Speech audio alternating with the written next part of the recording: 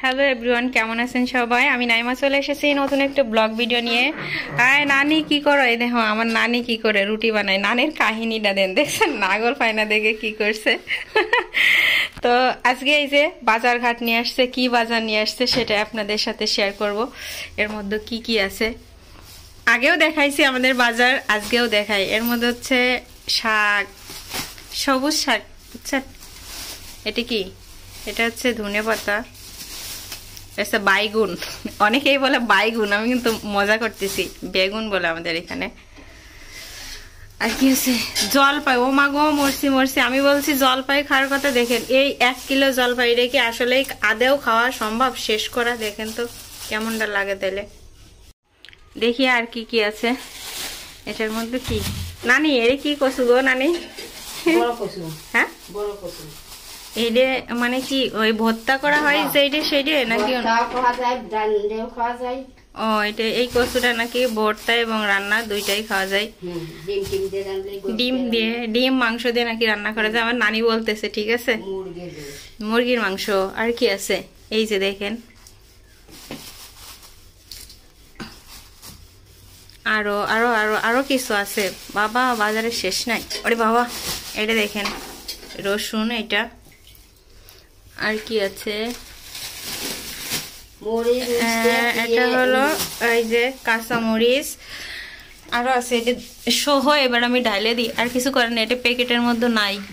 এই যে দেখেন এটা হচ্ছে উস্তে, করলা, সিম। আর এবার হচ্ছে মাছ। কি মাছ আনছে মাছটা দেখাই, এই লাইটটা দিয়ে দিই একটু। এই যে তো এবার দেখেন যে মাছ, একটা মাছ আনছে। এই এক হাত দিয়ে না টানাটানি করে খোলা যায় না, দেন ক্যামেরাটা অফ করে খুলে নি। এই যে দেখেন এটা হলো মাছ। কি মাছ বলেন তো? এই মাছটা আছে কিন্তু বাটা মাছ বলে এটারে। বাটা মাছ চেনার একটা উপায় আছে। এই দেখেন এর পিঠের উপর দিয়ে সুন্দর একটা দাগ, এটা হচ্ছে বাটা মাছ। যে মাছটার দেখবেন পিঠের উপর দিয়ে এই পাশ দিয়ে সুন্দর একটা দাগ আছে, সেটাই কিন্তু বাটা মাছ হয়। আর যেটার দাগ নাই সেটা বাটা মাছ না, অন্য মাছ। আরেকটা মাছ আছে, এই হলো আরেকটা মাছ। দেখেন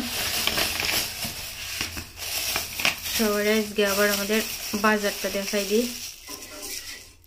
দেখেন এটা হলো চিংড়ি মাছ। ও মা, এর দেখছেন এর ইয়েগুলো কত লম্বা লম্বা, অতটা বড়ও না, যাই হোক মোটামুটি আছে। চিংড়ি মাছ কার কার পছন্দ বলেন, কমেন্টে জানাই যাবেন যে কার কার চিংড়ি মাছ পছন্দ।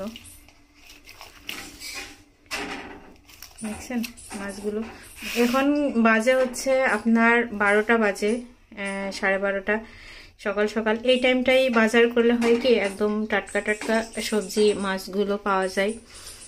আর যত টাইমটা শেষ হয়ে যাবে মাছগুলো বা সবজিগুলো নিয়ে আসবেন, সেটা কিন্তু আরো বেশি পরিমাণে নষ্ট হতে থাকে।